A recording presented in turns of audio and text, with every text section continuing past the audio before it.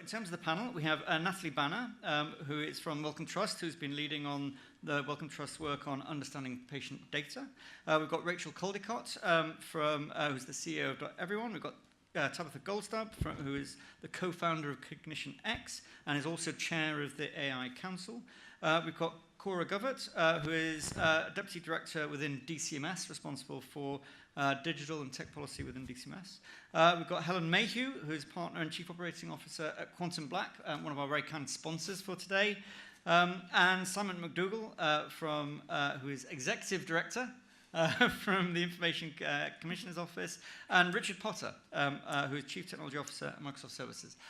So a very, very broad and rich range of views and opinions. But I'd like to really start off by asking the panel, really in terms of what you've taken away from the discussions today, and whether you are feeling kind of more optimistic that we're making good progress, less optimistic because there's all talk and no action, or indeed whether it's just kind of confirmed your views. So let's start here. Natalie, please. Thanks very much, Anthony, and thank you for the invitation to be here. So I'm wondering if we're right to be talking about ethics. Sorry to just open. All right, well, let's start there. Sorry to open with that, but throughout the day I've been thinking about this, and I think it's incredibly valuable that we've recognised the centrality and the importance of ethics in this discussion. It feels that has certainly moved on from last year when we were still trying to make the argument, make the case. It feels as though that argument has kind of been had, and everyone's going, yes, ethics is terribly important. But I think the risk we run is that it seems then that ethics is a problem that you can solve, and you can't solve ethics.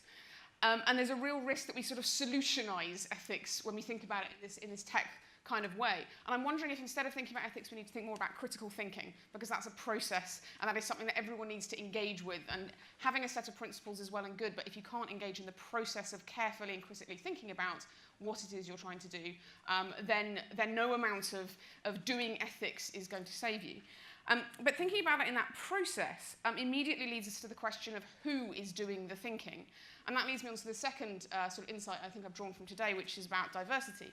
Who is in the room? Who is doing the thinking? Who is asking the questions? Who is answering the questions? And actually, I think the thing that we really need to think about moving forward, which makes me, I would say, my skepticism is around, who's not in the room. There are people missing. We have not got a diverse, fully representative group of people who are thinking about these things and having these conversations. Yes, there is some representation from consumer rights groups and so on, but diversity is more than gender, it's more than ethnicity, it's about ages and demographics and regions and different levels of engagement and experience. So I think we need to think much, much more carefully and critically about diversity. One of the challenges of thinking about diversity is it's very hard to do in practice because people are coming from different perspectives, they have different language, they have different starting points. And so I suppose that brings me on to the third thing, which I'm still trying to knit together in my head, so apologies if this is a little garbled. But it feels as though we've got a framework now for thinking about ethics and, as I say, critical thinking in AI and data-driven technologies. And that's really helpful as a starting point. But it's only when you drill down into the specific use cases and the actual tangible, concrete examples that you can engage with people from different perspectives. They need something to hold on to rather than talking in abstract, theoretical terms. What is this development? What is this design? What is this product doing? And how does it help me? How does it benefit me? Who does it affect? So it's only when you get down into the specifics that you can really start to engage with people from across a broad spectrum of views. So I think we need to get better at thinking about the specific use cases. And that's not just we've developed a product, how do we talk to people about it? That needs to be embedded in the design, the development, the deployment, right the way through the development and use of data and data-driven technologies. My final point is that, okay, great, we want to engage with people on this. Everyone's acknowledging public trust engagement, really, really important. But we also have to bear in mind the right that people should have not to care about this stuff, but nonetheless to be safe. And this is a point that was really brought home to me yesterday by Jen Boone from the Centre for Data Ethics and Innovation. I don't know if she's still here, but really, really important to recognise that, yes, while we want to engage with people and get them interested and involved in these questions, they should still be safe and secure, even if they know nothing about what is going on in this space. So yes, transparency really matters, but also we have to think about what happens if you aren't necessarily engaged. And because of that, I think for the next year, the thing that needs to be done more than anything is to think about what do you do with the people who aren't on this agenda, the people who aren't in this room, who aren't already bought into the fact that ethics matters, the people who are doing bad things with data and developing technologies that are not going to benefit society equally. What are the solutions? What are the ways in which you handle that? Redress, sanctions, regulation. How do you make it painful for people not to be thinking about this broader ethical agenda? So those are the things I've drawn. In answer to your question, Anthony, I'm cautiously optimistic because I think that we've got really good groundwork, but there is plenty more to do. And the last thing we should do is rest on our laurels and think that we've solved ethics. Thanks.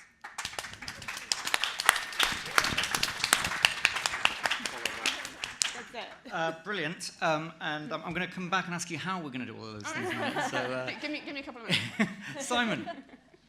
So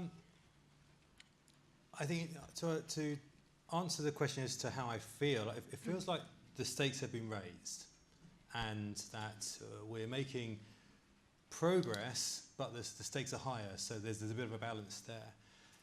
And one of the things that struck me through this, the whole course of today is, well, I'm going to use a bad movie analogy. Who here has seen Avengers Infinity War? There's a few people? A few more, that's good. So let's put aside the traumatic event that was my youngest son seeing Avengers Infinity War and the tragic events that occurred within that film. My wife had not seen any Avengers film before that, none of the whole kind of Marvel universe. And she came out and went, gosh, that's a lot of superheroes. And I feel that's where we are right now. We have a lot of superheroes, and we've had many of them speaking today. There are some of the superheroes on this stage right now, and I mean this in a complimentary way. We have an amazing array of organisations and individuals that have great capabilities. But if somebody was going to come to this fresh right now and come in through the door and sit there without the arc we've been on, they'd go, gosh, that's a lot of superheroes, and how do they all fit together, and how is it all coordinated? And so I think the first thing I'm taking away from the arc from last year to this year, when a lot of this was embryonic, we were announcing new initiatives last year, is great. We've built a lot of really good stuff, and people who have built wonderful organisations have stepped up to the plate and driven our thinking on this. But how do we make sure that we all create value in the next year? We need coordination, we need honesty between these organisations, we need trust. There's often a lot of secret competition going on, even if people being nice to each other. We've got to get past that. And I've got to say, from my personal experience at the ICO, so far so good on that. We're having lots of great conversations in groups and bilaterally with organisations which are genuinely constructive. And so, hooray for all of that.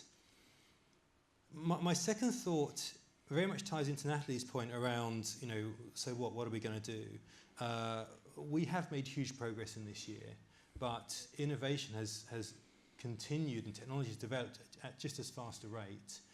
I do think within the privacy community, I have a sense that in the build-up to GDPR, those 2 or 3 years going up to GDPR, we weren't asleep at the wheel because GDPR was massive for the privacy community. But we were very focused on just getting that big chunk of regulation out there, and as a regulator getting up to speed with it and getting our data controllers up to speed with it. And I've got to say, I think we did a pretty good job about that. It meant that sometimes we were looking at a compliance challenge and we weren't necessarily looking at the bigger picture. And it feels that we need to be part of the effort to keep catching up and keep up to speed with this.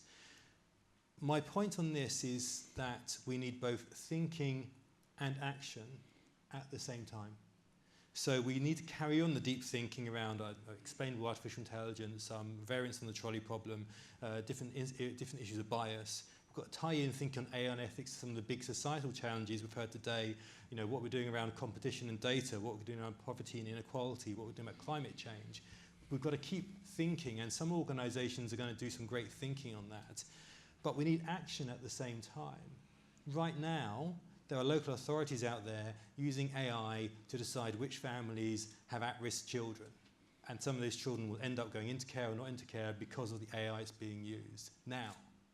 Right now, police are using facial recognition and a whole range of technologies which may well help protect us, but may actually also have bias in them and be used incorrectly. That's happening now.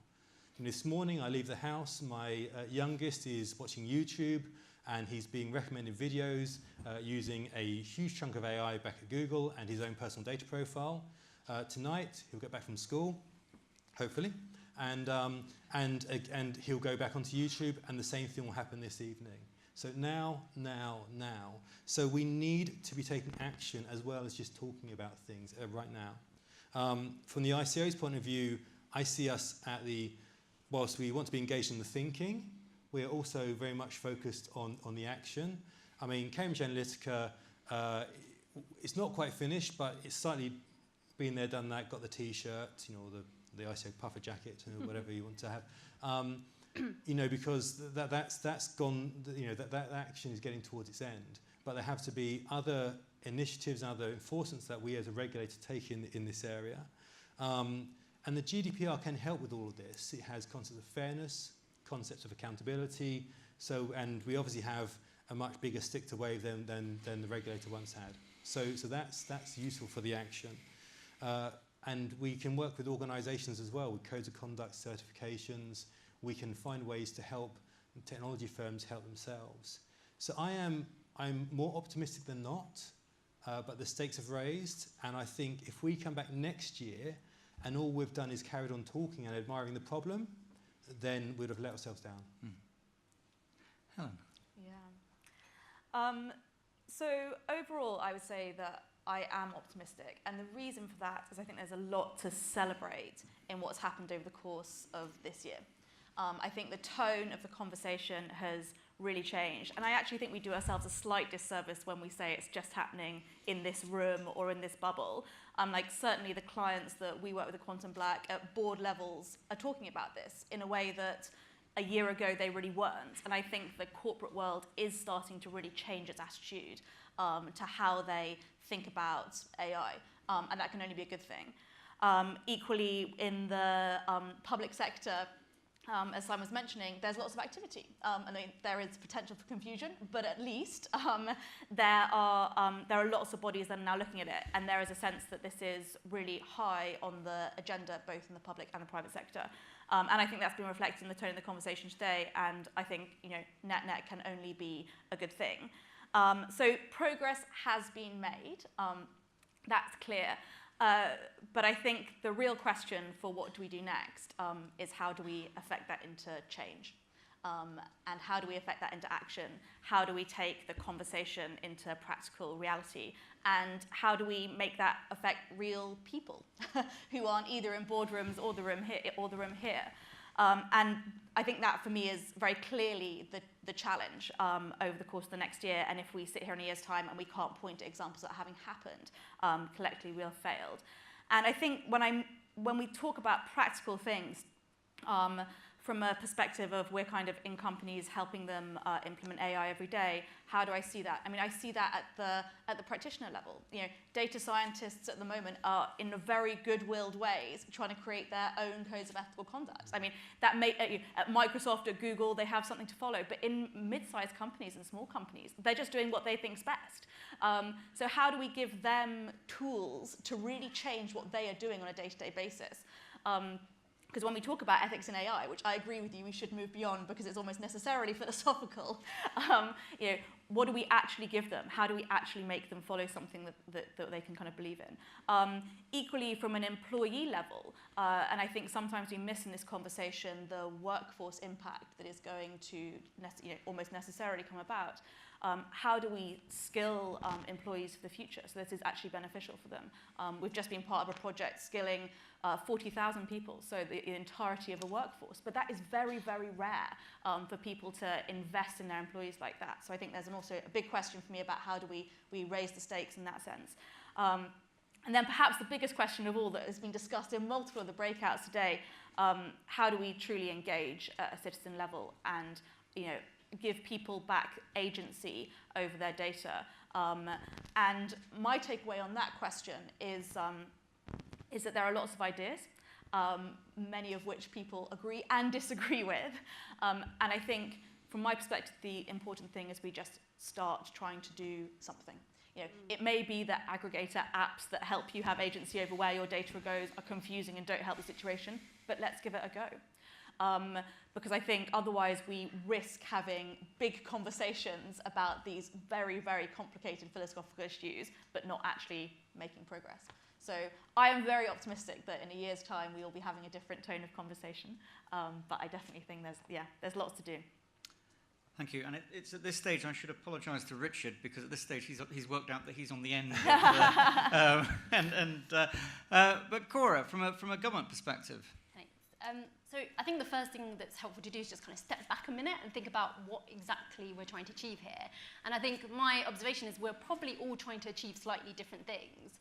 But I guess for me, and from the perspective of government, the really fundamental question I keep coming back to is, are there ethical challenges that are simply not acceptable to society? And actually, if there are, what exactly is the role for government?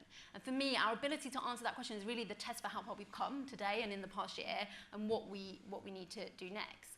And I guess my observation over kind of just observing this debate over the year and today is there's a fantastic amount of energy and like positive activity in the space, and it's really, really welcome and quite kind of unusual for government to see. But I think the thing I sort of observe is that many of the issues that we grapple with fall in a slightly kind of grey, ambiguous category in terms of what government needs to do. So I think targeting is a really good example, where we know that AI can generate really powerful insights into us, potentially quite intimate insights. It can potentially expose things about ourselves that we don't even know about. And at some level, it can make us feel uncomfortable. But we haven't, I don't think, as a society, really figured out whether we want to put some boundaries around artificial intelligence and where those boundaries lie. So I'd say kind of today and over the past year, we've had huge progress and success is kind of putting AI on the table and AI ethics on the table. I think what we need to do next year is start to kind of build a consensus around what exactly that means for government, if anything. And I guess kind of the sort of top things in my mind, and it's come up very strongly today, is engaging the public, but like properly engaging the public. People have talked about Cambridge Analytica scandal as an example where there's been a turning point, and I don't see it like that. I'm struck by how much the focus is on data protection, which is really important, but we're not having the debate in the media about the wider ethical issues. And I guess the second thing for me is we won't be able to have the public debate until we start to properly expose to the average person on the street what AI means for them. I think while AI remains this kind of opaque and mysterious thing in the public's mind, we're just not going to have that debate. And more importantly, I think if we don't have that debate, we won't get proportionate action. So I think for me, 2019 needs to be about kind of finding the locus for having that debate and finding locus for where government needs to be and how it can help ensure that we deploy ethical AI. I guess the other sort of thing from a government perspective is next year is going to be a busy year, an exciting but challenging year. We are about to leave the EU, and I think the ethics of AI will basically be a test case for how the UK government can influence regulation outside the EU and make sure it's proportionate and pro-innovation. And I guess the very final point I make is there's a lot going on beyond data ethics, but that relates really heavily to data ethics. It's around competition and online harms. And I think we need to start looking at data ethics in the context of those wider issues and making sure like the whole package adds up. Thank you. Talitha. It's amazing. I just feel like I've just learned a huge amount, and we're about to hear more, and today has been incredible, so thank you. I feel a little bit like a curator of superheroes, as you just said. I definitely, I'm very privileged to get to meet and talk to so many different people in this space. And I just checked, I just asked someone to check, what was the most clicked on article from all of the newsletters we send every day to all of you who get them from CognitionX. And it was, we let tech companies frame the debate over AI ethics, and that was a mistake. So that, of the most clicked on through the year, was what you as the community were most interested in reading. And I think that just shows that everything you guys have all said, we're all feeling a similar sense of where are the people? Like, why aren't we finding a way that the people can start to vote with their feet and with their wallet and actually feel some sense that they are making a decision on this? And I think that it comes down to what are we afraid of? Like, what are we actually scared of? So all of the articles that are in the press around like the Terminator that we spoke a lot about this time last year was the utopian dystopian swing. And I think that we are finding that wasn't brought up as much today, it's not brought up as much, but we need to find out what is the thing we're actually fearful of. And I was just talking to Indra from the NHS and Brummy from RSA about facial recognition, and one of the fears being, what if people start to try and regulate the algorithm that does the facial recognition, when really what we're trying to work out is the use of that algorithm. And that played really nicely when I tried to explain to a friend that about Joy Bolwami, who was very campaigning about the fact that the AIs weren't recognizing her face. And she turned around to me and said, I'm bloody glad they don't recognize my face. My brother is a young black boy in America. Thank the hell they don't recognize his face. And so I think there's a really careful piece around making sure that we are fearful of the right thing rather than the wrong thing, and that we're finding ways to help the general public have those conversations. So whether it's the citizen juries that we were just talking about that the RSA is doing, or, and this is where I might say something that's a little bit less sort of on trend for today, a hell of a lot of marketing and advertising and TV and Britain's Got Tech Talent and I'm a tech person, get me out of here, the great bit is tech off. I really feel like we are missing the little robot in the cereal packet. And I feel, and I genuinely believe that GDPR was one of the better things that has happened to the industry, but where we failed was to explain to the everyday person why this really mattered to them. All my friends in marketing, they understand GDPR because they are at a fashion company and they had to make sure that their consumers and the messaging they put out to those consumers was GDPR compliant. But when they got the messages, on the same day that they were putting out their messages, they were still going to me, why am I doing this? And I think that's the piece, is as businesses, all the way down to the small SMEs who were concerned about it, they really understood. But when, but actually as a general public, which we all are, I mean, I'm a general public and I don't think we've done enough to explain why it really matters, and thinking about what we're fearful of, and making sure that we're having those conversations is probably the thing that I hope we're doing a bit more of next year. Thank you. Rachel. Right, so this is getting harder and harder and harder. It's like a game, Christmas game. Yeah. I totally agree with all of Natalie's points, which means I'm going a bit further, potentially. So, and I suppose the thing that surprised me today is that we're living in extraordinary times, certainly in my lifetime, and I've heard nothing about it. I haven't heard anything about how life is lived really in the world, right? And I've heard a lot about how we ought to be engaging the public, but actually we ought to be engaging with how lives are lived. It isn't that these wonderful things are kind of happening on a higher plane and are going to be dropped down. So I suppose if I was going to be a bit tough, I would say it's been a very insular day.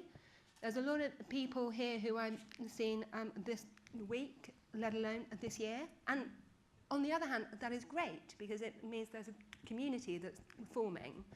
But if we were going to think of ourselves as superheroes, with that power comes a responsibility to be out in the world.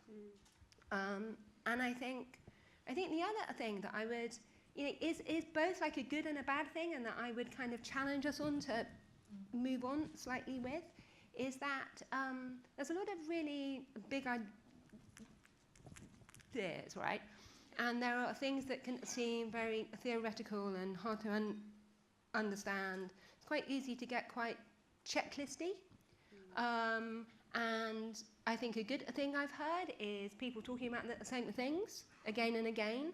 But I don't know if everyone is always talking about the same thing as they use the same words. And I think that's a really important thing to drill down into more, which maybe feels slightly woolly, but I suppose we don't really talk about ethics at .everyone. We talk about the values and responsibility. And we held an event in September where at the end of it, it was this really lovely group of people who'd all come together because they were really concerned about the impact of the tech on the world. And we'd all spent the day nodding and agreeing and saying, yes, yes, yes, yes, yes. And then at the end of the day, we did a thing where somebody came up with a statement and we arranged ourselves in the room in a, like if you agree, you're over here. If you don't agree, you're over there. And one of them was, I think it was, are the platforms more powerful than government now? And everyone was everywhere. They were everywhere, right? And I think rather than, I'm presuming there's no one here who thinks there ought to be no regulation around lethal autonomous weapons. I'm presuming everybody thinks that child safety of some kind is good. Like, I think we need to start talking about the values and understanding that every business, every individual, every member of a board, every member of a product team thinks differently, and that we're only really going to make progress on creating change if we expose that. And I suppose kind of lastly, there was an interesting question in the panel I was on this morning where somebody asked, do we need more companies to make mistakes in order for things to change?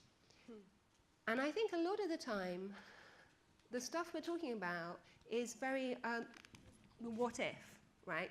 And it's really easy for everyone to agree on, that bias is bad. But how is bias bad, and who is it bad for? And are we genuinely interested in engineering the society in which the people who experience bias don't have that? Because if that bias is a part of every part of their lives, is your algorithm actually changing it? So I suppose I kind of end by saying, I guess next year I'd like to hear more about the wider world. I'd like to know the change that people here have made. I'd like to see kind of actual things that are different now to before. And I guess as well I would like to see a larger, different, more active group of people here who had spent the year out there being superheroes, all of us. Thank you, Rachel. Thank you. I've just suddenly got ahead of Simon's son sitting there in the audience, hoping that Thanos is going to click his fingers and half the superheroes are going to disappear and die. No. What have I got for today? I mean, today has been amazing. The big thing that I think all of us will probably take away from today is how rich and multi-dimensional this problem is. And probably very quickly after that is how little in that richness is down to technology. How much of that is down to our own understanding of the world and how we play that out in terms of technology. I'm compelled to try and think in terms of three things here. So I've got three N's that actually begin with EN. So let's start with, the first thing I think is enterprise. What has got us into this point, what's propelled us into this world, is this contract that sits behind almost everything that we do in our digital world, which is the pursuit of utility for data. We seek utility from technology, and we willingly give data in return for that utility. And that contract is lovely when it's transparent. And it's lovely when we understand enough about what's happening in that contract. But when it fails quickly. It is a contract that does great things because it drives forward innovation. The enterprise that sits behind that contract takes us to new levels of expectation that we all run around, whether in the public services or or in the private sector to actually try and compete with, and that creativity is a great engine for our growth. But let's go to the second N here, which is really about engagement. We know that in order to make this technology work effectively, we need a broad church involved. We need a much, much broader church involved in the design and deployment, but also in the use and the experience of this technology. And that engagement is so lacking at the moment. It exists within a small subset of people who are able to make sense of this technology and actually make good use of it at the end of it. It drives people like me to, last night, I was in a meetup in Shoreditch, and I found myself putting on a short skit talking about 3 forms of bias, referring to 3 of Shakespeare's plays, with people dressed up on stage, trying to understand how, because bias is an expression of human flaws, why wouldn't we look to the bard to understand how this is played out in Shakespeare, and maybe even how Shakespeare can shed light on how we deal with it as society. The chap who played the lovely Countess Olivia, I think, is still recovering at the moment. But as we do that quite flippantly, but we do that in pursuit of a worthy cause, because what we want to do is we want to reach, God help us, even people that love Shakespeare above AI algorithms, to understand the implications of this. And no, it doesn't require dressing up in every instance, but it kind of helps to find new creative ways of engaging audiences in this. And the final bit where I'll kind of retreat to, because I'm from Microsoft, is engineering, the technology that sits behind this. And I'm hugely aware within an engineering DNA that exists inside a company like Microsoft is that we would love to go to GitHub and download some class library that will tell us how to do ethics. Wouldn't it be wonderful if there was some rational, if this, then that kind of process that could guide us through that? It would be marvelous. But we're aware that we need to develop a richer set of skills that bring in philosophy, that bring in sociology and anthropology into the way that we think these through, both in the design, but also in the deployment and use of the technology. Because one of the things that we learn is that the drift in this technology means that you can't take your eyes off it for a moment, because our understanding of the use case now may vary very quickly from the way that use case develops over the coming days. So whether we'll get to Tabitha's point of I'm a chatbot, take me out of here, whether we'll get to some kind of celebritization of AI to drive all of these things through in terms of greater engagement, I don't know, but we can only imagine. Thank you. Well, look, I think the panel have done a pretty good job, actually, of trying to set out some tangible and kind of actionable tasks for next year. Now, I want to ask the audience to mark their homework, because I want to get a sense from you in terms of having listened to these ideas and listened to these thoughts and these contributions. How many of you think that what has been set out is actually achievable and could be achieved next year? Or how many are more kind of skeptical and think it's unlikely that we're really going to progress these? So if you feel positive and you think, look, that was a good list of things that I think we could actually deliver upon, can you raise your hands? Yeah. Oh, no. More hands. This country can never make its mind up on anything, can it? Okay, and if you disagree, if you feel pretty skeptical, a few bit less. Okay, so, well, thank you, everybody. And We should have like a little session afterwards with the disagreeers. Because then we could become... What kind of session? I don't know, like a why, and then we could work it out. You want to fight? Yeah. Oh, yeah, right. Oh, God, what have I done? Sorry. Okay, so a sense that there is something there that's practical, and I mean a lot. Well, almost all of you talked about engagement and how do we get beyond this room. I have to say, I don't know about anybody else, but the quality of tweets in my Twitter stream today, dramatically improved as we had all of these very intellectual kind of AI ethics hashes compared to what I normally get to see on Twitter.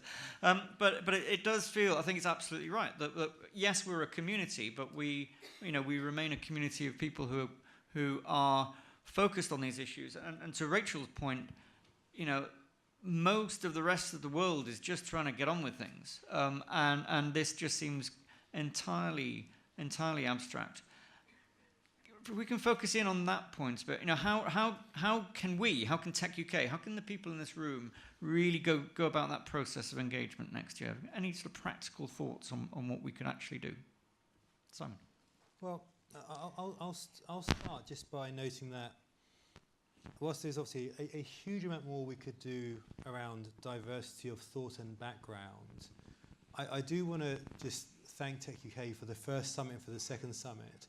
And I think as a starter for 10, the diversity of kind of academic background and corporate background and discipline in both the last conference and this conference has been excellent. I think other conferences I go to which are much more kind of just purely the privacy people or purely the ethicists or purely the technologists. So yes, there's a huge amount more to do, and there is an element where we are of a certain professional dimension and background. But I think we have a solid base there to build from. And in terms of activity, then I think we also have the institutions and the channels to push the thinking through with Centre for Data Ethics Innovation, with ADA, so all the good groups that have been working today. So I would be optimistic about that, not complacent, but I think it's not a bad start for the first 12 months, starting from first conference through to here. So that's an optimist. Who would like to challenge that? Anybody who feels less positive about it? Sorry. Yeah. Okay. I suppose I have a slightly different view, which I brought up earlier, which is I think it's a really good time to start showing things. Mm-hmm. Rather than, we experimented with doing a public education program earlier this year, and it was really, really hard. It was really, really hard to explain to people in a positive way how data is moving around and how they can have more control of it, and how they, it was particularly hard to do it without turning it into the negative thing.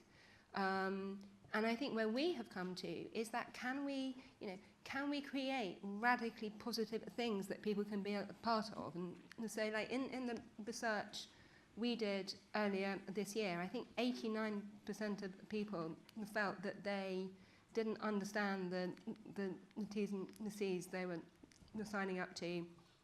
Over 80% were using things because they had to, not because they were choosing.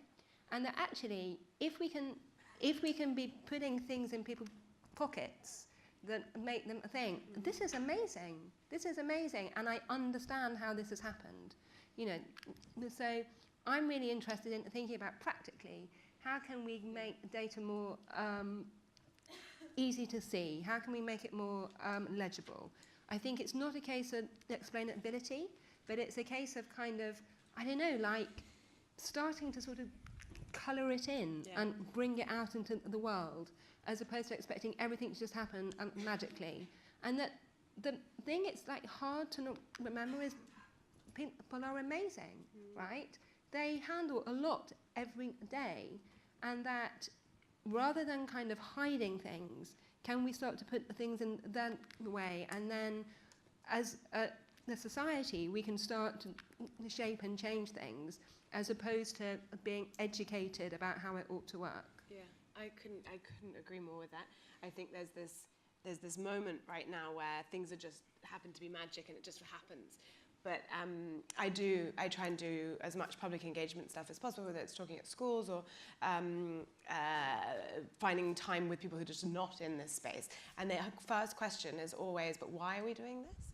And they're like, why would you want to make a machine that was smarter than humans? Like, what's the point? Life sucks for me right now. I don't understand why would you waste your time on making a machine that can do anything I could do. It's the why question. And I think what I really like about Rachel's how do we get the reason why into people's pockets, into their hearts, into their souls, so they actually believe that this is a good thing that the technology should be applied to. And we kind of need to find some sort of, social right to operate. Like if these companies aren't doing good things with this technology, I don't think they'll have a social right to operate for much longer. And so one of the things that I have found is a great list is the UN Development Goals. I'm wearing them today. I try and wear them as much as possible because I can't help but think that this is something that's been agreed on by everybody. Not by everybody, by most countries. There's only one who's decided it's not the best idea. And I think that there's something around this AI for good and AI for specific things like cleaning the oceans or working around plastics or whatever these things are. If we're applying the same technology that we're applying to sell us more ice cream, why not also apply it to the SDGs as well? So that would be one of my hopes for next year. One of the other things that a number of you raised was, are we doing enough about deliberate bad actors? Are we creating enough kind of white space between people who are trying to do responsible things, trying to be compliant, and those who are just absolutely not? And I mean, Simon, obviously, a lot of that is about a lot of those people can and should be caught by data protection law, you'd think. But presumably, but this isn't all about data, and it's not all about personal data. And I mean, do you think we could be doing more in terms of really identifying and differentiating between deliberate bad actors and people who are more or less good at trying to do the right thing? Well, firstly, it's not all about personal data, but virtually everything we've spoken about has been about personal data. And so yes, societal harms, yes, theoretical times when data doesn't relate to a living individual, less and less likely, but it's still out there. So I think in terms of bad actors, the GDPR is a very effective piece of regulation. And as Elizabeth was saying in her video this morning, the enforcement you've seen from the ICO and other data protection authorities around Europe recently has all been under the old Act, because these big cases take a long time to get through. And as you can imagine, now we're dealing with potentially larger fines. We need to make sure that we're going to land those cases, because the opposition is going to be pretty tough as well. So I think in terms of where we're finding instances of bad action, then that's useful. I do think there are areas where the GDPR may be seen in the medium term to have gaps. And for me, the big area is around ethical design. So we have privacy by design, as you all know, in the GDPR, and that's great. But in terms of really getting to the bottom of design of interfaces, applications, invisible processing, it doesn't feel like we've quite nailed that one yet. And to me, that's one of the really big ethical issues we need to delve into. But sorry, Cora, I think you're next. I was going to say, we have a lot of big business come and showcase all the amazing stuff they're doing on AI ethics. And I kind of have two feelings about it. On the one hand, it's amazing, and I think government get out of the way, right? But on the other hand, you think, well, is this what all businesses are doing? And I think this is a real challenge for government, is how do we create safeguards without displacing all the good stuff that big business are doing, or some big business and some small business as well. And I think for me, there's a big question here about incentives, and really starting to unpack where are the incentives in the right place such that we should get the right outcomes, and where are they not, and where does government need to really cautiously step in? So I think that's kind of an observation from my perspective. Yeah, I was just going to say, I think my reflection on this is there's a big spectrum, right, from deliberately bad actors to actively good, kind of, using AI to help solve plastic in the ocean. But there's a huge grey area in the middle, which includes what I think at the moment is a lot of kind of unintentionally reckless behaviour. And I guess my sense is that's where efforts need to be focused quite urgently. People who actually don't know enough or aren't engaged enough to realise that what they're doing is pretty reckless. And my sense is that is a much bigger pocket of people than the actively bad. And frankly, the people that probably need to be addressed first. And that middle group, and this was the question I was actually going to ask Simon now, that middle group, are there not already regulations that we should be making sure that those people are abiding by, whether it's in healthcare, telecoms, human rights regulations, rather than needing for that to be a sort of ethical by design from the ICO? I actually think when you get into differences between sectors, what worries me is sectors which never used to have data in them that now have data in them. So if you look at financial services or healthcare, then in the areas they know well, they've got it. So talk to a retail bank about vulnerable customers, that's something we've been working for many years. Healthcare and trials and pharmacovigilance, all over it. Look at, I'm not picking out this sector, but it's a good example. Look at automotive. Until a few years ago, they were just building, tin, tin and wheels, and now suddenly they're building data hubs that happen to have wheels on them. So how do you, that's what, they don't have the muscle memory, they don't have the sophistication, they don't have the kind of the engagement with regulators and with rules. How do we make sure that where organizations and individuals who are new to this world encounter it for the first time and can now become data rich really quickly and access AI as a service and different platforms as a service and cloud obviously and do amazing things quickly, how do we get hold of them before they cause some damage? Is there anybody from automotive in the room? That was just an example. Yeah, no, but I think it's an Really interesting good one example. because there are some discussions I've been involved in where the automotive sector have been in the room, but I think it's really, given the very obvious kind of ethical questions around autonomous vehicles, I think it's, it kind of sort of shows what the limits are to our kind of community and network at this stage. I'm really keen to bring in people from the floor. So are there any questions? There's quite a few, great. So there's a question here and a question here. So we got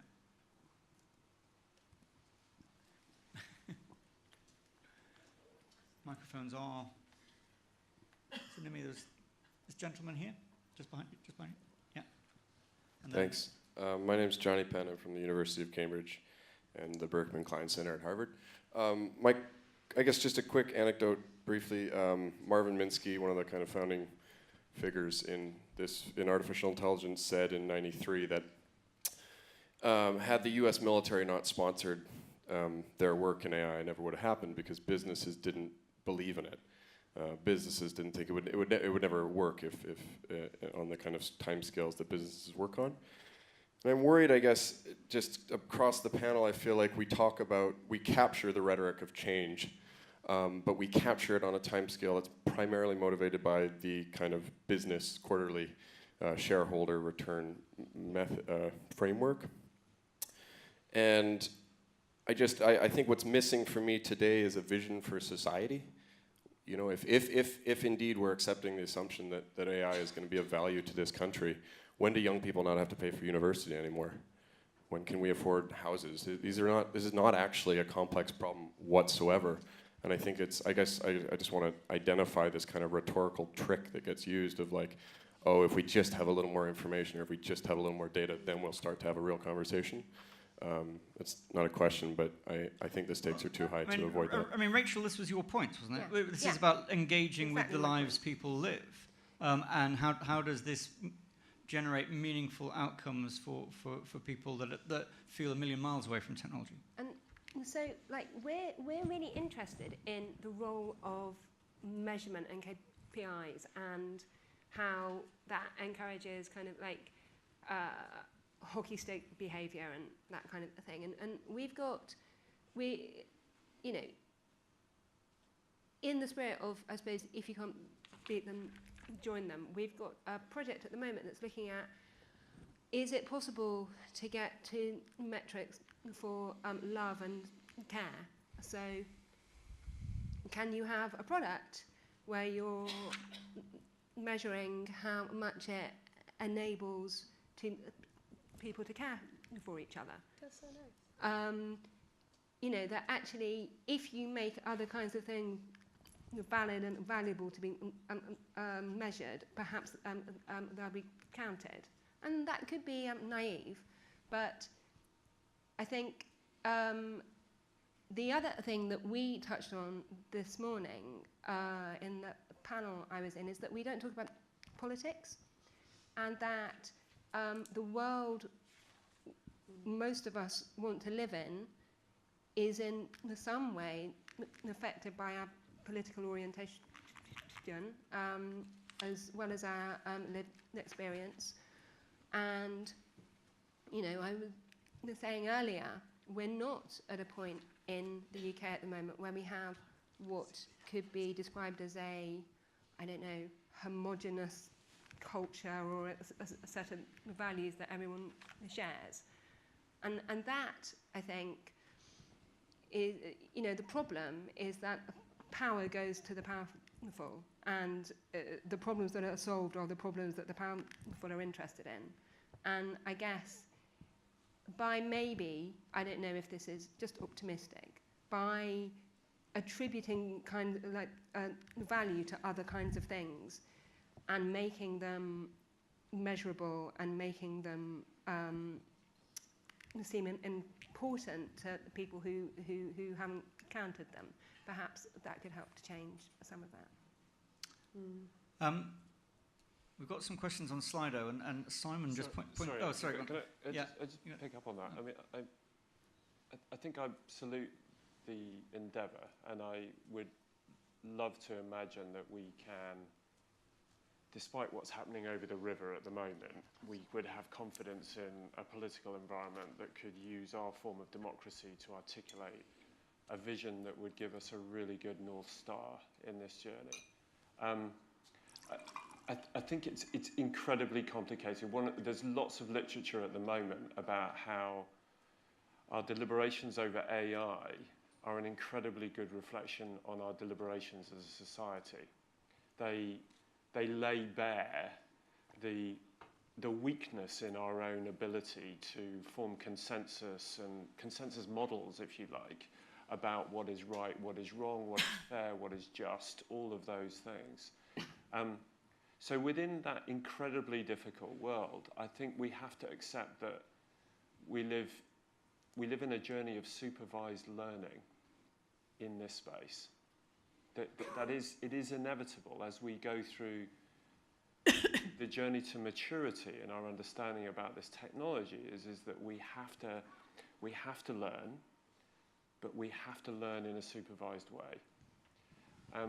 Taking that perspective to it and thinking about the supervision that we need in all of its dimensions to ensure that that learning is constructive, that is rapid, that enables us to understand enough about what's happening in that environment to be able to act on it quickly, is much of what those of us that are generally optimists, relentless optimists about the power of this technology, would love to be part of. I think it's very, very difficult to imagine that a society as beautifully complex and diverse as the society that we live in could very rapidly form enough direction to be able to actually put those really tight guide rails around the journey that we're going on. But what we've got to do is to think about how we can learn constructively within a supervised environment that suits us. Okay, I think more of what I'm seeing is if we had a better taxation regime, we'd have more money for basic research and maybe a better AI initiative in the country. Yeah. Thank you. Simon pointed out that on Slido we've got some interesting questions, and one in particular that specifically I think is one that he could answer. So Simon, this question about ICO often punishes the small fish, admin workers who make a breach rather than the big fish. Can you explain, is that true? And if so, why would that be the case? I mean, look at the upvotes on that. It's further ahead than Harry Redknapp was on Celebrity, I think. And I must confess, I just upvoted it for myself just to make sure that we got into this He's one. been tapping away. So yeah, it's a common conception. I'll be honest, I'll push back on this as a bit of a misconception. So let's break it down a little bit. Just with the role, don't want to dwell on individual cases too much, but with Roll Free, we did take action. We weren't happy with the situation. Ended up with Roll Free signing a letter of undertaking around, so in terms of in terms of their conduct. So it's not as if we were ignoring that in any particular way. We decided that was the best course of action to protect individuals and address the situation. And for other cases, again, I don't want to mention it again because we're getting a bit bored of discussing it. But again, Cambridge Analytica, Facebook. I wouldn't say that that was a small fish case. That said, we do have cases along the way where a breach happens and an individual is involved. And without going through the whole process, we will be very interested at the start as to whether that was some individual doing something in breach of the organisation's policies, something which was their own volition, or something which was actually to do with the organisation itself, the data controller, having poor systems and controls. If it's the organisation that has poor systems and controls, poor governance, then we're much more interested in the data controller because that's their responsibility, they're accountable for that. If it's a situation where the organisation had good controls in place and an individual had the appropriate access to a database and they took some information from it and sold it to an abusive ex-husband who then went into some terrible things, for instance, I'm not going to apologise for enforcing against that person. So, that's kind of how we balance these things up. I do think it's important with this kind of discussion, though, to stress that whilst enforcement is a really important part of our remit, we at the ICO are really interested in engagement, and we are interested in making sure that if organisations are sincere in their desire to be doing the right thing, that they can come to us and we'll try and have constructive discussions. So we have mechanisms, people if they undertake a data protection impact assessment can come to us if they think there's issues with their controls, and we can talk to them about that, and we have done. And some of those will end up going to market and they'll be improved for engagement with us. Next year we'll launch our sandbox, again creating some kind of regulatory safe space where organisations can say we want to do something innovative, new, we think there's going to be benefit for individuals as well as ourselves, and we will be trying to have a close and continuous dialogue to make that happen. So I actually think we've got a pretty good approach to regulatory action. If you're interested, we have a regulatory action policy, which is kind of where this is all laid out. But I wouldn't want to imply that's all we did, because for us, if we can engage and prevent the bad stuff happening and make good stuff happen, that's preferable. Interesting. I want to come back to the word lady here, and I think, yeah. Anybody else who'd like to? Any more questions? Okay. Nicholas, the ethicist. It seems to me that if we're talking about engaging with the public, which we have to do, there's a really fundamental question that before we even think about moving forward on anything we've been discussing today, we have to address is what data is. Is it an economic good? Is it a public good? And without this fundamental, everything we're talking about in a way is based on sand, okay? And my own muddy thinking on this, I mean, my thinking is inevitably muddy because every time I think I know something, something else happens and I realise I know nothing, is that I'm beginning to wonder whether with these very fundamental questions, what is data, public good, asset, I'm not so sure that you can answer it without looking at each sector. And I think we possibly have to drill down, awful trendy term, and say data in the public sector, data in the commercial sector. We probably have to drill down and say data connected to a human right like health. So my question really is, I think we have to look at this fundamental question with the public before we can achieve anything. And how, and this is for me fundamentally a societal question, how do we feel about our data? And the other problem is that as long as we frame the ethical discussion about data purely on the personal level, which is fine, we've got to remember that data, the fascination of data, is that it's the community, societal level, which is vital. So the thing is, how on the earth do we get to society to decide what is data? Do we have to do it sectorially? What are we going to do? And how do we really engage? Tabitha, I think you're going to be able to... It's not me, it's Natalie. Oh, Natalie, to help. Thanks for that. Sorry. So, excellent points. And I think one of the challenges here is that it's not as clear-cut as silos of public sector, health sector, commercial sector. All of this stuff is interlinked, so you instantly have a challenge there of trying to do things across multiple different sectors. It's also not necessarily individual. Data is not necessarily about me. My genetic data is about me. It's about my family. You know, so all of these problems, which are not new problems that haven't been raised before, but it's helpful just to kind of set out the challenge of doing that. And I think obviously a very full advocate for public engagement on this stuff and professional engagement as well, which is a point Indra made earlier. We've got to talk to people who are working with data and collecting it, not just the public out there, the workforce as well. But the problem is stuff's happening now, it's moving incredibly quickly, and there's a real risk of saying, right, we've got to stop what we're doing for a moment and go out and talk to people and see if we can get a societal consensus on this stuff, because we're not going to get that. Realistically speaking, we're not going to get that. And also things are moving incredibly quickly. So it's how do you not make the perfect the enemy of the good here? How do you do enough thinking and work for it not to be a tick box and lip service and say, yeah, we talked to some people, we've done our due diligence on engagement, but not sort of take so long to construct a kind of public deliberation and engagement about those really fundamental questions that you completely miss the boat. And then you've got a system of technological development which has happened irrespective of engaging with society and the public. So it's a massive challenge. But I just think we do have to try and keep pace with some of the technological developments, work out ways of doing things that aren't necessarily quick and dirty, but also aren't necessarily the perfect engagement exercise. The image I took away from what Simon was saying when he was addressing this point is we've got to kind of pat our heads and rub our tummies at the same time, and it's sort of I don't know, maybe it's the parent in me came up with that image. Question here. Oh, Sophia from the Law Society Director of Policy.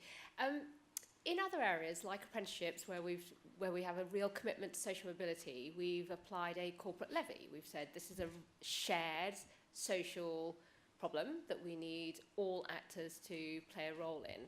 What's the view of the panel as to whether or not there ought to be a similar corporate levy that funds public engagement and public legal education on digital rights, digital social good, and that might also help those small local communities who are actually engaged in deliberative policy making, who really do struggle with funding?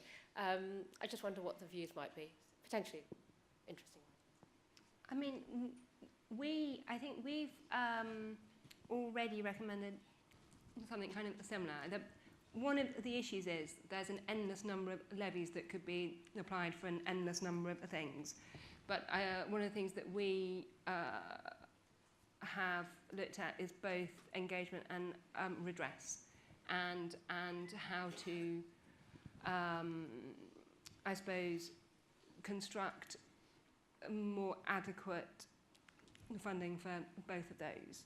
But I think it connects to your point as well, which is that I suppose the thing I wouldn't want to do is for someone to hold definitions of all of these things that are not really true, that are a representation of a political perspective or a power perspective. And that, I think, the most interesting thing about data is it is actually a plural. Data are. It's many things.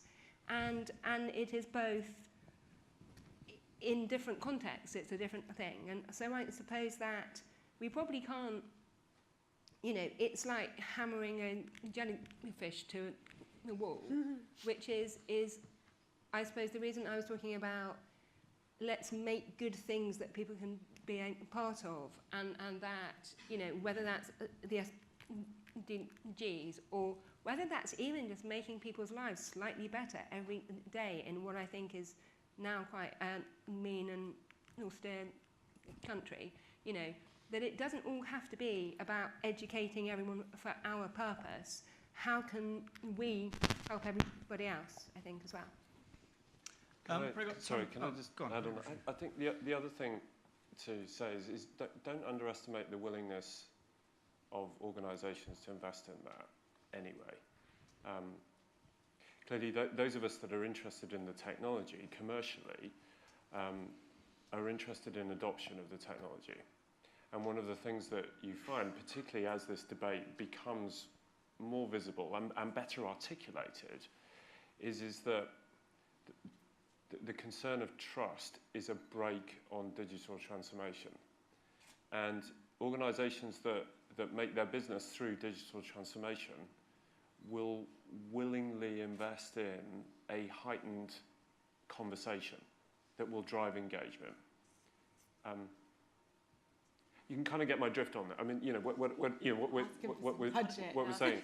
It's not a finance. Pitch them for some budget, right? Well, there is organisations like the organisation I work for invest significantly in that space. Now, whether that investment is in the right place is a different thing. And I think if we're simply putting quotas against volumes of engagement, I think we've established today that that's probably inappropriate, because it's the nature of the engagement that will define success at the end of the day, whether you're dressing up in Shakespeare or not, but other methods are available. Simon, you wanted to go? I was very much looking to build on that point. I think so post GDPR, the volume of complaints and any kind of contact channel we had at the ICO has more than doubled. So with complaints, it went up from 9,000 to 19,000 in the first, I think, 5 months post GDPR. So, and I think there is already a kind of a groundswell of public anxiety around this. It's manifesting itself in many different ways, whether it's use of ad blockers, whether it's just surveys, whether it's people choosing different services in the street, and the counter argument is that people are still using these large services, but I don't think acquiescence equals trust. I don't think acquiescence equals consent. I think there is an understanding from big tech that they need to be part of the solution and help fund the solution. I think the time is right for a real push on digital literacy, and I think you can see lots of different stakeholders from all different sectors come together to really coordinate on this. And I think there's a huge amount of mileage we can do to really increase people's awareness and understanding of what's going on. I think we've got time for one more brief question, to which I'll ask the panel to give a fairly brief answer, but it's the gentleman who's got the mic. Okay, I can make this brief. Roland Manthorpe, I'm Technology Correspondent at Sky News. It's been a great discussion, but I think one of the dangers of talking about ethics is that we tend to avoid the really hard questions of politics and economics, which are ultimately about power. So given that one of the most pressing issues of power is the size of a few gigantic companies who are dominating in AI, perhaps the panel could suggest, maybe by a show of hands, whether or not they support, on principle, splitting up the biggest technology companies. Yes, I do, yeah. That's one. Great. Thanks, Rachel. Anyone I'd else? support a conversation about it. Sorry, Tabitha, go ahead. And I was just saying, I'd support a conversation about it. I'm too nervous to put my whole hand up. But you can read. I'm not about to reveal what I think about that, but I would say I really strongly agree that you can't disentangle the ethical questions from the sheer concentration of power, and they matter in the economic. But I think one of the things our kind of current regime is struggling with is they look at measures of consumer welfare and say, look, everyone's doing really well, it's all free and wonderful, but actually it's not an economic cost that the concentration is. So I think there's a kind of institutional, structural thing that we need to think about, and I think they're absolutely interrelated, the power alongside with the kind of the ethics, and we should be thinking about both at the same time.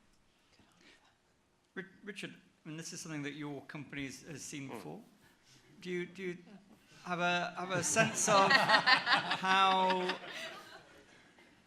because it's clearly a public concern, right? I mean, and there is a genuine question there that one way or another we have to start thinking about and have to start addressing. Do you think there is a fundamental problem with the way competition law works in relation to these platform economics? Is there something different here that means that competition law needs to be adapted in some way? I think we need to be careful in distinguishing between organisations that derive power from the data that they collate and gather, and organisations that perhaps derive success from the algorithms, the ability to extract value from that power for the good of other people. There are organisations that treat the question of the value of the data, as the question was asked, as being intrinsic in that data. The more I know about you as an individual bestows more power on me. There are also organisations that invest considerably in tools that are liberated to you and others that can make value out of data without holding on to that data. And I think we have to be very careful about lumping everything in one basket there. You can name names. I mean, I won't, because you know I won't. But it's a very oversimplistic consideration of big tech. Not all big tech is the same. All big tech businesses have different business models at the heart of them. And I think it demands probably a little bit of scrutiny in that before you draw big aggregate conclusions about it. Does that answer the question sufficiently? I mean, I could talk about this, but I feel like no one wants to hear my opinion here. So we can chat later if you like. Okay, great. But Simon, just a question for you, because I mean, one of the challenges that competition authorities have got is their ability to actually understand digital businesses, and clearly that's an area where, as the data protection regulator, you have a lot of expertise. Is this an area where there can be, useful engagement between regulators to help build a greater understanding of how companies work, and also the diversity of business models and so on? Yeah, and that engagement is already happening. So we work closely. I was talking to the CMA on Friday, and we talk on a regular basis. And it's interesting because a few years ago you wouldn't have seen that kind of dialogue going on in that way. And we still spoke to the CMA every now and then about, say, consumer issues, because they have a consumer mandate as well, but around competition issues. But we would have said, well, we do privacy, and that's a long way away from competition, and vice versa. I was over in DC at an FTC workshop a few weeks ago, because the FTC have a mandate on competition and on privacy. And it's interesting because they do accept there's a sliding scale. But to your point, they're also quite hamstrung by their notion of consumer harm, and if there's no kind of price detriment, then they don't see a competition issue per se, no matter what else is happening in the economic ecosystem around this large organisation or in the personal data ecosystem. So that dialogue is going on, but I would say it's quite a nascent dialogue, because we're just realising that some of the challenges we're seeing from these tech firms having massive data sets and utilising them from a privacy point of view, competition agencies around the world are kind of looking at exactly the same data set from a competition point of view, and so we're starting to have that dialogue.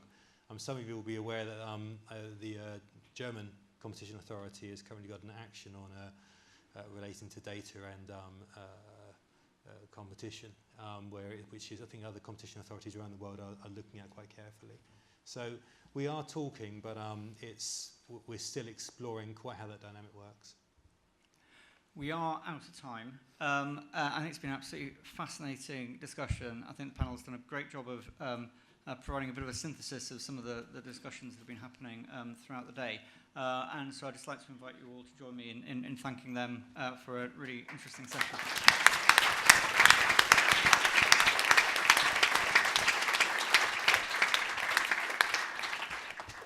So it says here in my notes that my next job is to bring proceedings to a close. I'm very glad that it doesn't say how to sum up, because it's been an incredibly rich day of discussion.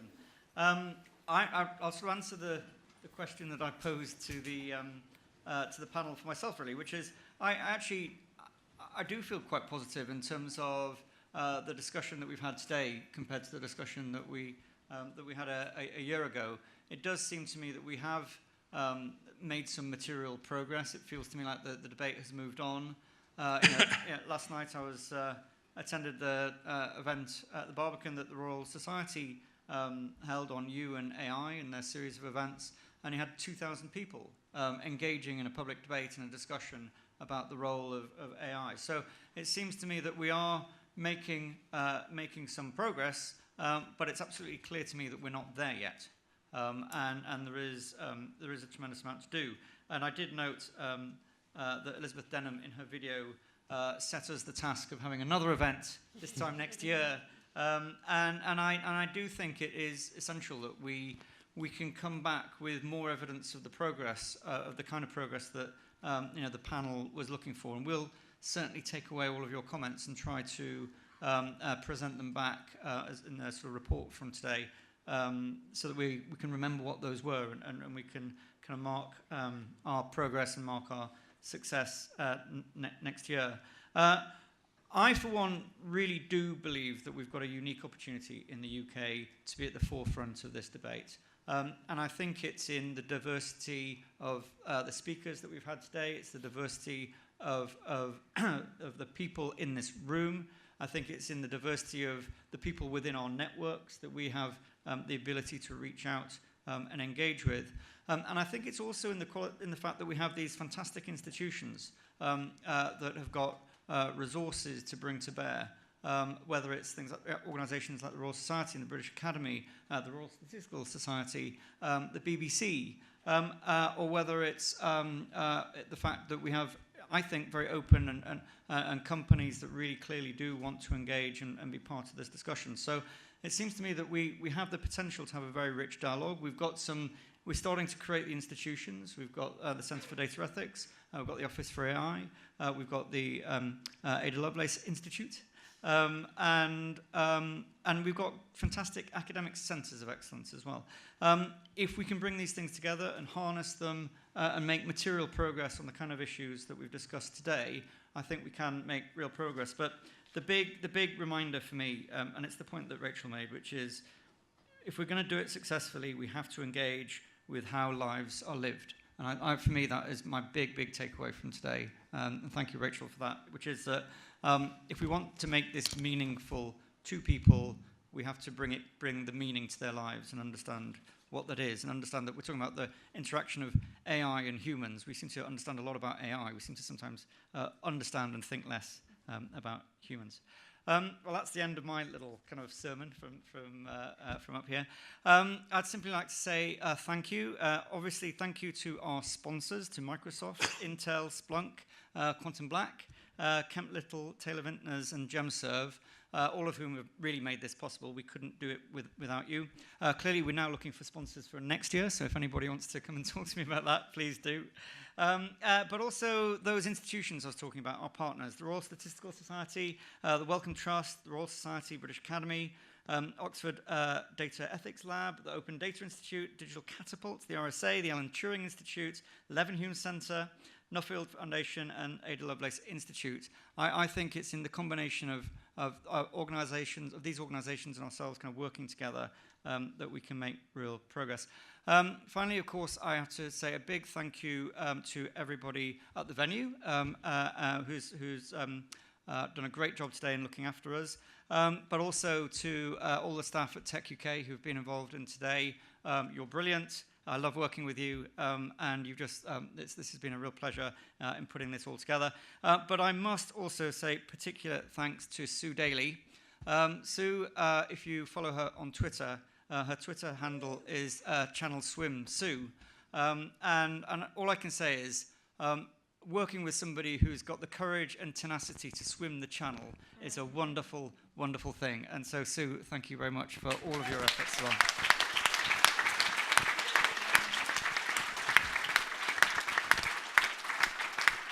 And I think there are drinks, so let's go and have a drink. Thank you very much. Thank you.